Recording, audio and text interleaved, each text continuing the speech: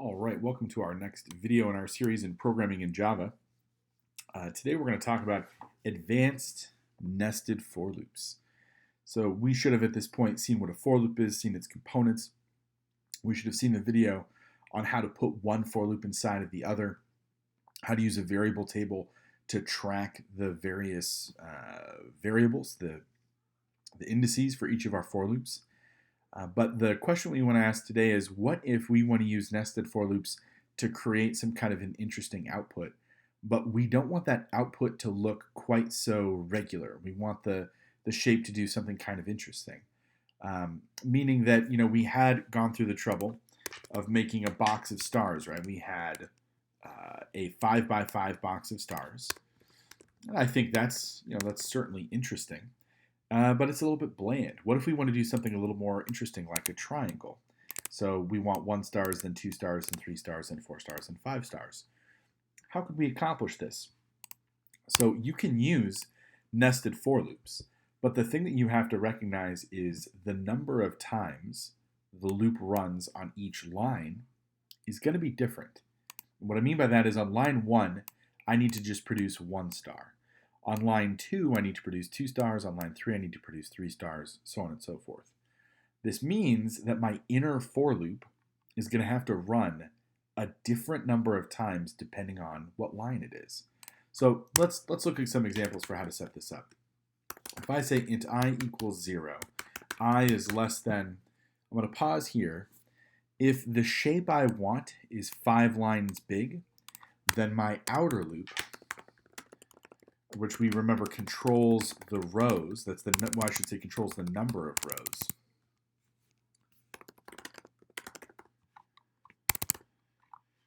So we're going to want 5 there.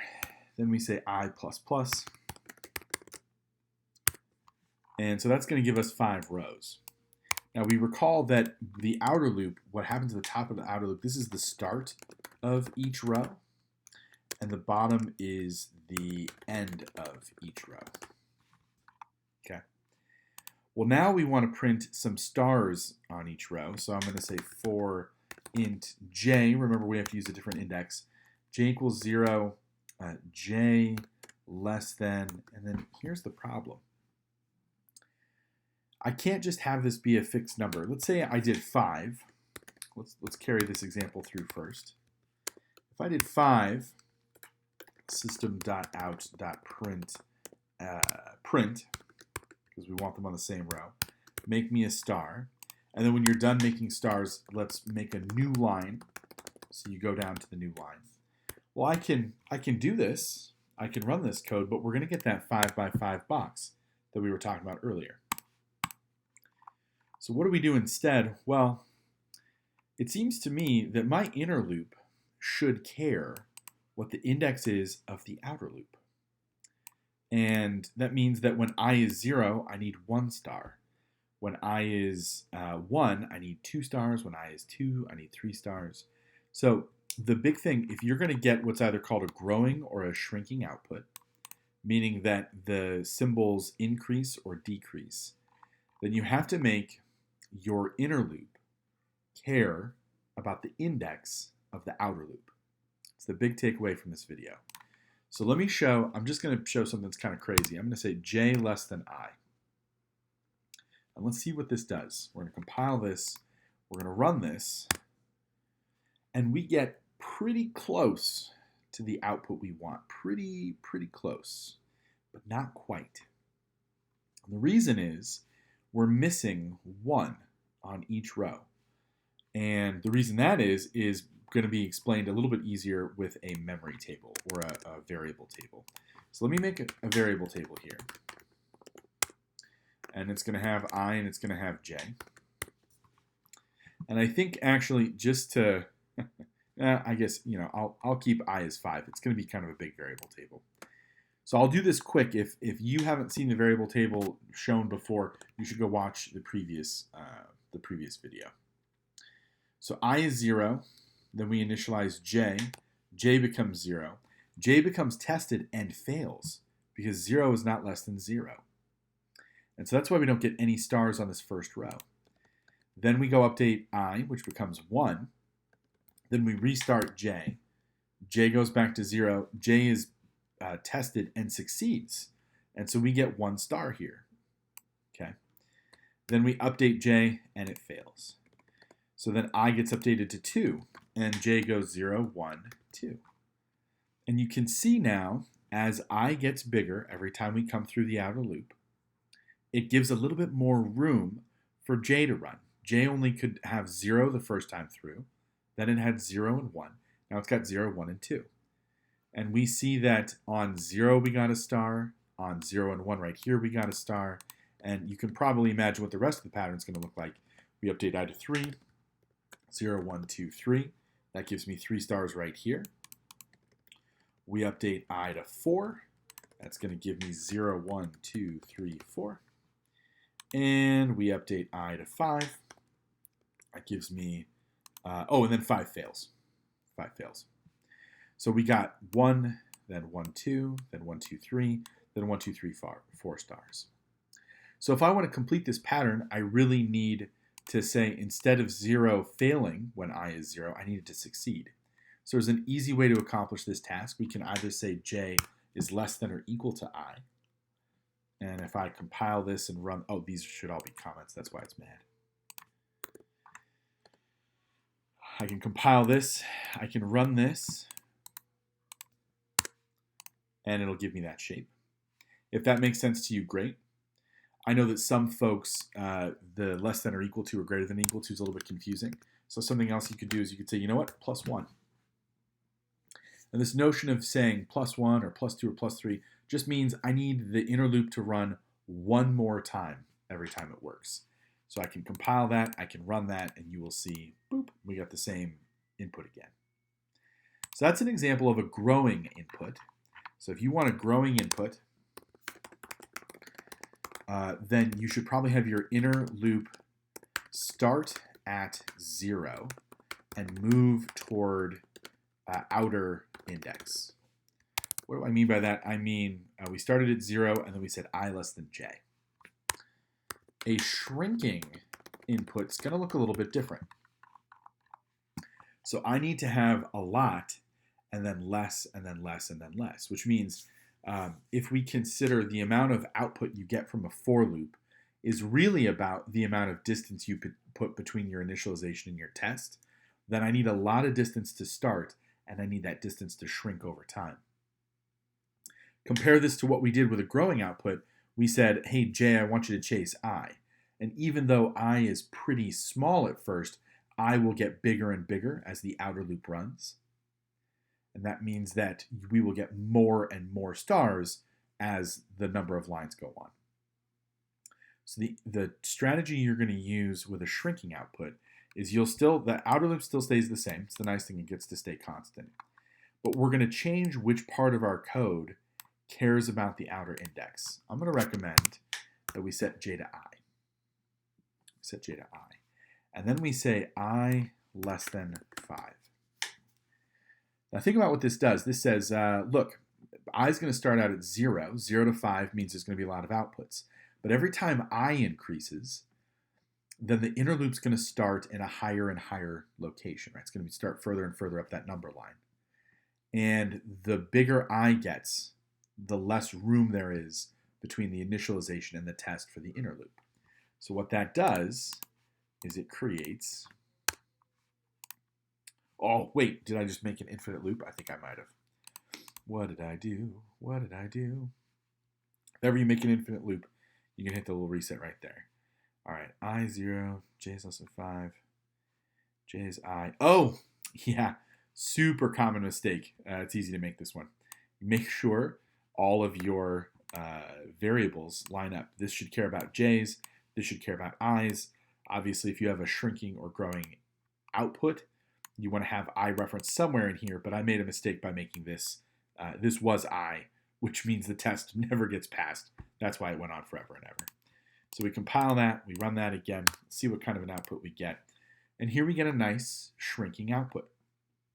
And again, I think it helps to make a memory table or a variable table to help express what's going on here.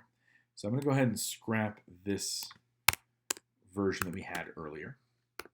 And let's track our variables. So we initialized I to 0, and then j gets set to whatever I is, which is 0. And we test, hey, are you less than 5? Oh, you are. So we print a star, update, test, pass, star, update, test, pass, star, update, test, pass. We get all the way up to 5, and then we fail. So you can see how by starting j at I, when I always starts with a low number, and asking j to go up to 5, we gave a lot of space between the initialization and the test. Or the slang we use in the classroom sometimes is the start and the stop. Then I gets updated to 1, and what's different now is instead of starting at 0, we start at 1. We'll get 1, 2, 3, 4, 5. We can see where the 4 stars appears there. 5 is the value that it terminates on. I updates to 2, and we start 2, 3, 4, 5. We only get 3 stars there. And then I becomes 3. We get 3, 4, 5. I becomes 4. We get 4, 5. Whoa, not 45. I becomes 5, and we fail. You get 5 stars, then 4 stars, then 3 stars, then 2 stars, then 1 star. An output can grow or can shrink if your inner for loop cares somewhere about the index of your outer for loop. And the trick is to decide how much space you want to give your inner for loop to start with. Do you want to give it a lot of space to cover, like a shrinking output, and then as I grows, you are removing the amount of space that it can cover? Or do you want to have it start with a small amount of space, having j chase I, and as I gets bigger, j gets more room to grow? So this is a cool thing that we can do, and it can help us with some of our projects where we have to make an advanced pattern. One that I like to bring up is printing a box. And the way you can do a box is maybe a little bit something like this. So instead of this triangle pattern, we're going to make a box 1, 2, 3, 4, 5, and then 1, 2, 3.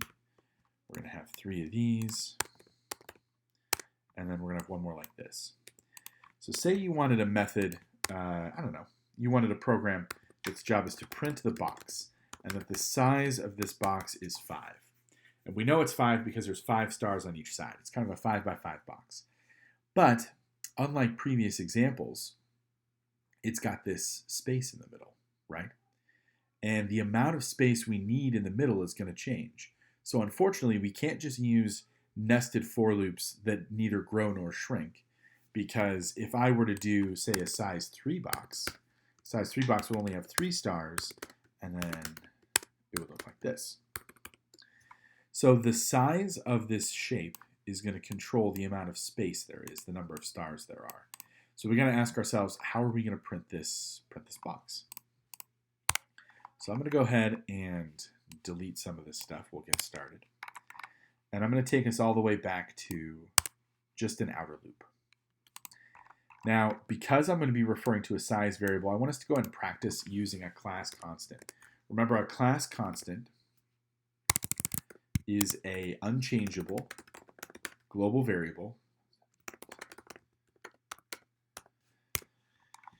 that is declared just at the top of our code and can be referred to by any method anywhere in our code. So I know that the number of rows I want is going to be equal to size. Sometimes it's equal to size minus 1. Sometimes it's equal to size plus 1. Sometimes it's equal to size divided by 1. But you can typically, if you see a version of size 5 shape, size 3 shape, you can determine the number of rows you need based on the size. So for us, that's going to be I less than size. That'll give us the 5 rows. The trick here is the first row really is just a number of stars straight across. And then the inner rows are going to be different. So as I look at this code, I think to myself, it's not going to just be one nested for loop that produces this output. There's really 3 parts to the box. I see a top, I see some middle sections, and I see a bottom. And it seems to me like top and bottom are always going to be the same. So let's go ahead and make a method here. I think this would be smart. We're going to say public static void print top bottom, because it's going to print both the top and the bottom. And let's make a method, or let's make a for loop, that runs size number of times and prints out that many stars. Because I think we can see in the size 5 box I need 5 stars, in the size 3 box I need 3 stars. Okay. And so we'll say for print top bottom, it's going to be system.out.print. Give me a star, not an 8, a star. And then in our main method, we can just call print top bottom here. And we can call print top bottom here. And then we've got the top and the bottom covered. Now I'm going to revisit this comment I made earlier, and I'm going to see that my assumption was actually incorrect. If I already have the top and the bottom covered, I don't need size number of middles. I need size -2, because 2 of the lines will be taken care of. One of them's the top, one of them's the bottom. So if the size is 5, I have 3 middle rows. If the size is 3, I have 1 middle row. So I'm going to say that this part right here is for, oh boy, printing middle rows. Okay. And it's going to run size -2 times. Now, in the outer for loop, the top is always the start of each row, and the bottom is always the end of each row. And we know, we know the start and end of each row they all start with the same shape. Same symbol. And that is I want one individual star. Oh, did I not put a semicolon on that? Oh, I did. Good. But then the wrinkle is going to be I need a number of spaces dependent on what the size of my shape. So it might look a little something like this. It might be like for int j, because we're working with an inner loop now, int j equals 0, j less than, and I think we could probably do the math, it's size -2, j plus plus, and we're going to print out not a star but a space. Why did this work? Why did I say size -2? Because I observed in the 5 size, I needed 3 spaces. In the 3 size, I needed 1 space. Okay. So what that does is we go to print it out. And we hit OK. Oh, so what did I forget to do? I forgot to ask at the end of every row to go down to the new line. So we're going to turn that to a print line so it goes on a new line. See, even the teacher makes mistakes. Oh, and we've got, something else is missing. Oh, after the top row, we need to go down to a new line. So we're going to change this to system.out.println, print line, so that after each one of those rows, it goes down one. I think that's going to work. And there it is. You got a 5 by 5 box. Uses a class constant, uses a nested for loop to create a pattern. If I change this to something big, size 10, does all of the components of our image scale correctly? We'll say main. Boom, there it is. We were able to get a top, a bottom, 8 middle rows, and each of the middle rows knows to put 8 spaces in there. So that's how to make growing and shrinking outputs. That's how to make a complex program. And thanks for watching.